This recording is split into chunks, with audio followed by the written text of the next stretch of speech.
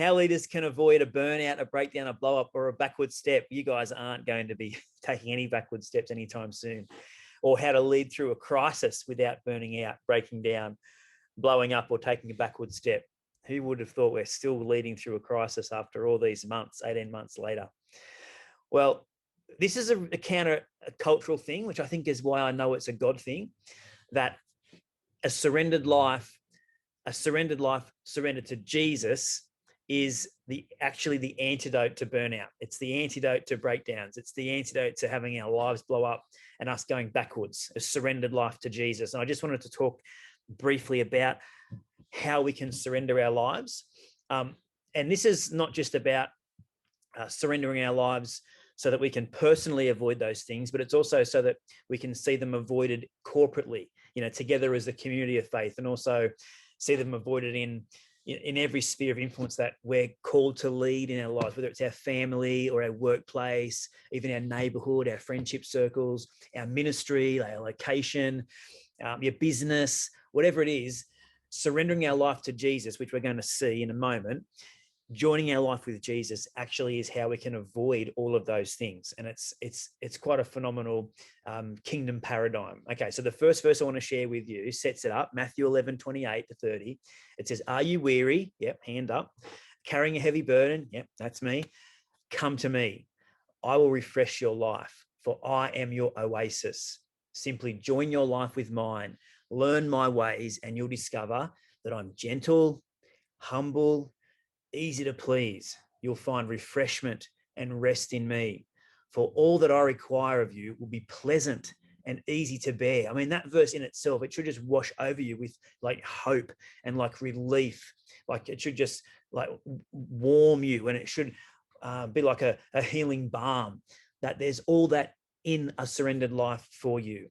Joining your life with Jesus, there's a sense of ease to what you have to do. There's refreshment in the things of God. There's rest in that relationship with Jesus. And he's going to require stuff from you, but it's going to be pleasant. I mean, how awesome is that promise? It's going to be easy to bear. This is phenomenal.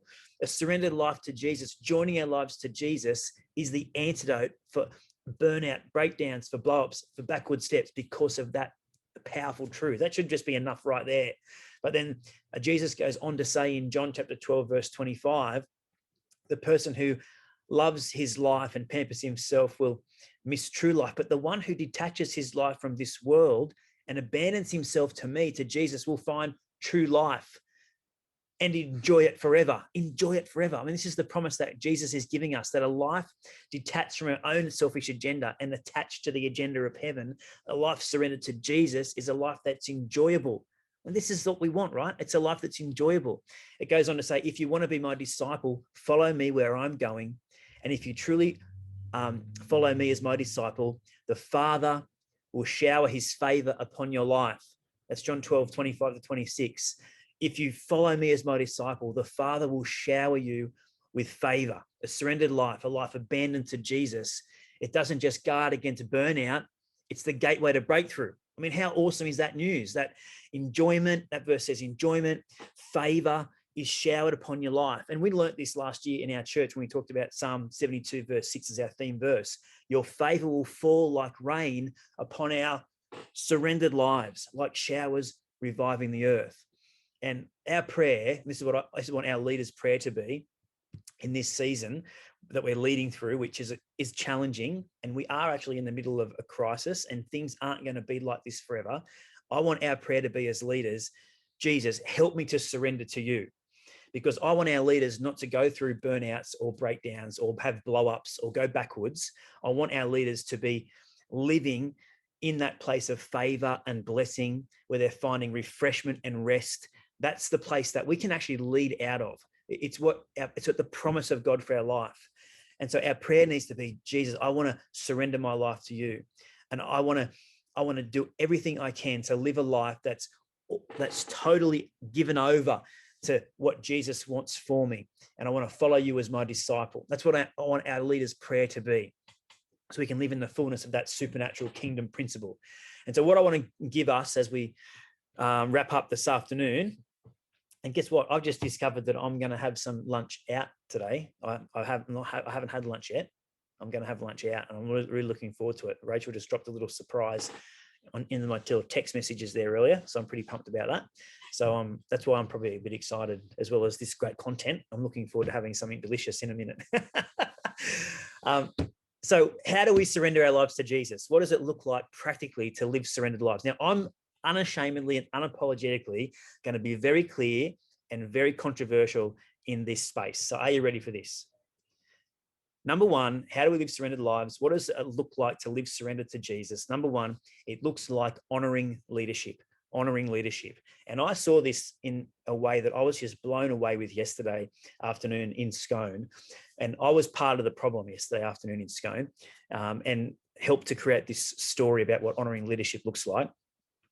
We're packing up Richard's car, because Richard, our good friend there on the call, give us a wave, Rich, every week loads that little car up to the hilt with all the stuff for Scone to and from, packs it in at the hub, packs it out at the church, packs it back in at the church, unpacks it at the hub. And we were loading in the back of the car. We had the containers in there, the kids program stuff. We had the flags in there. We had the stands in there. We had the screens in there. We had everything jammed in. And I brought out the vacuum cleaner, and we packed the vacuum cleaner in. It went at the back of the boot. So everything's packed in. The boot's about to get closed. And Andrew comes out, Pastor Andrew, and says, "Oh, hey guys, we just need to vacuum the hall. We haven't vacuumed yet." And I'm like, "Oh, I don't think we need to worry about it. We've packed the vacuum away." And Rich goes, "Oh, can we just sweep it up?" And Andrew goes, "Oh, I'm not sure. Let's have a look." Andrew comes back and goes, "No, look, I think we should vacuum it."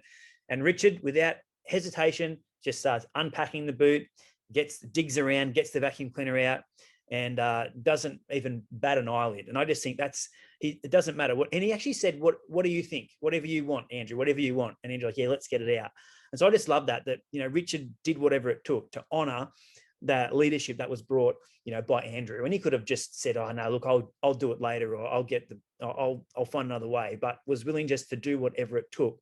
And I just thought that was a really good example of, it's a small thing, but it revealed the heart and the character that's there with Richard, which is that he's a man that honors leadership. And Jesus understood what it's like to honor, and Jesus understood what it's like to model honor.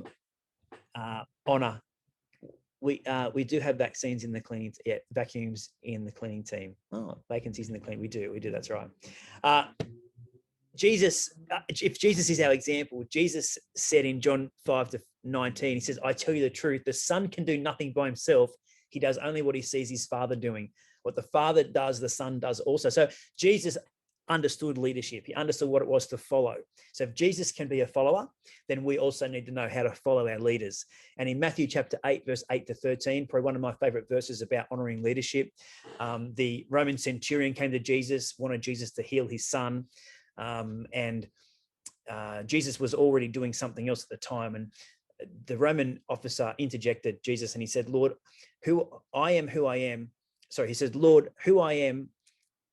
Lord, who am I to have you come to my house?" So what the Roman centurion is saying is, "Look, I know, Jesus, you said you'd heal my daughter, but you don't need to come to my house. I understand your authority, for I too am a man who walks under authority and have authority over soldiers who serve under me."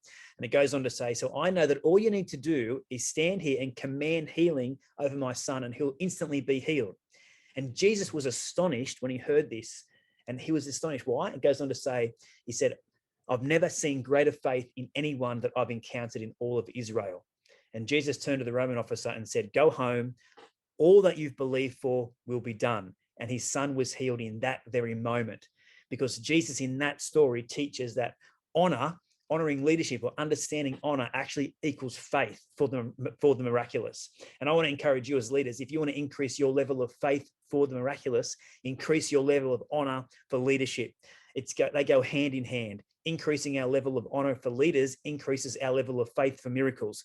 And it also goes on to demonstrate that our increased level of honor releases the power for miracles to be at work in our world. So I just want to encourage us around that thought, that as we want to see the level of a Holy Spirit inspiration rise within our services and in our life groups and in our teams and in our world, then the level of honor for our leaders also needs to rise. That's what surrendering our life to Jesus looks like. It's honoring leadership in our world. That's the first thing.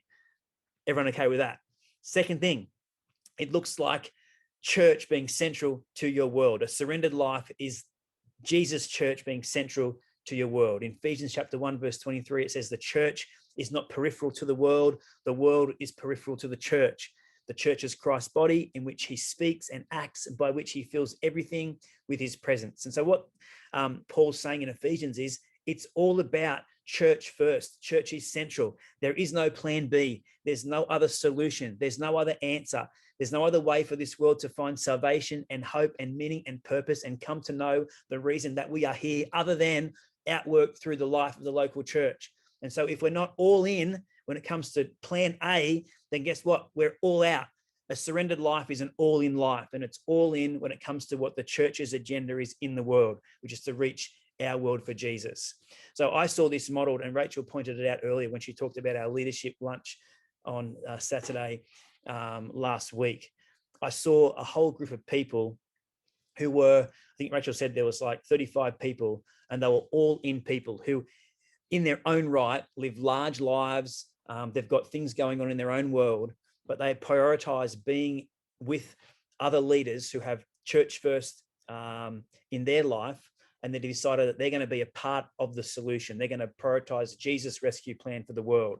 So if we want to live lives that aren't burnt out, aren't broken down, aren't blown up, aren't going backwards, then a church first approach to life is absolutely central. And I saw it on Saturday, and I want to encourage you guys for prioritizing that, because it is the antidote to all those other things in your world. The third thing we see, what does it look like to live a surrendered life? It looks like financial giving.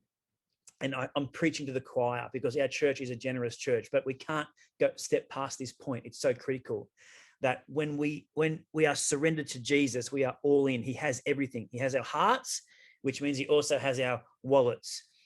It's tithing, it's feeling the pinch, it's surrendering our financial security so that we can live on the right side of breakthrough, not burnt out, not broken down, not blown up, and not broke. We don't want to live broke lives. We won't live broke lives if we prioritize kingdom finance in our life. So it looks like financial giving. And fourthly, it looks like living unoffendable. And I know that in this room, we're the kind of people that keep short accounts. In Matthew chapter 18, verse 21 to 22, Peter said to Jesus, he said, Jesus, how many times do I have to forgive my fellow believer who keeps offending me? How many times do I have to keep forgiving the people that keep offending me? He said, do I have to forgive them 7 times? And Peter kind of thought that would be a good answer. Like he was sort of, big noting his commitment to living a Jesus life. And Jesus goes, no, not 7 times, Peter, but 70 times 7. In other words, keep forgiving people until you stop getting offended. I just love that. That 70 times 7 isn't a specific number. It's like, it's forever. You do whatever it takes, Peter, to make sure that whenever someone offends you, you're over it. And what I believe is that the length of time we stay offended with someone is usually a good indication at the level of which we're surrendered to Jesus. In other words, the shorter time that we're offended, the deeper our life is surrendered to him. So they're the 4 things that it looks like to live a surrendered life. And as I said, I totally am convinced that in this season, for us to live avoiding burnout and breakdown and avoiding blow-ups and backward steps is living surrendered to Jesus. It's the antidote to all those things. And I would rather do the work on the side of surrendering my life to Jesus than doing the work on the side of burnout or on the side of breakdowns or on the side of going backwards.